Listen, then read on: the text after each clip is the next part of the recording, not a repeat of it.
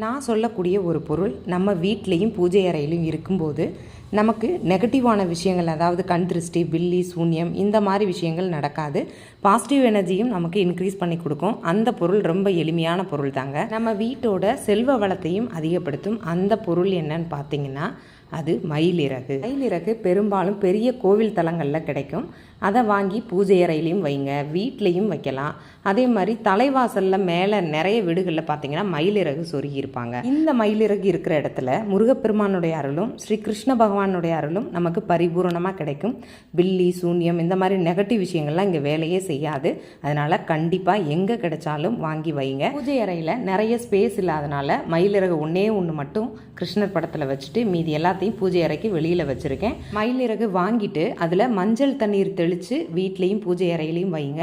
வீட்டில் நெகட்டிவ் விஷயங்கள் இருக்குது அப்படின்னு நம்பினீங்கன்னா கண்டிப்பாக இந்த மயிலிறகு வைங்க.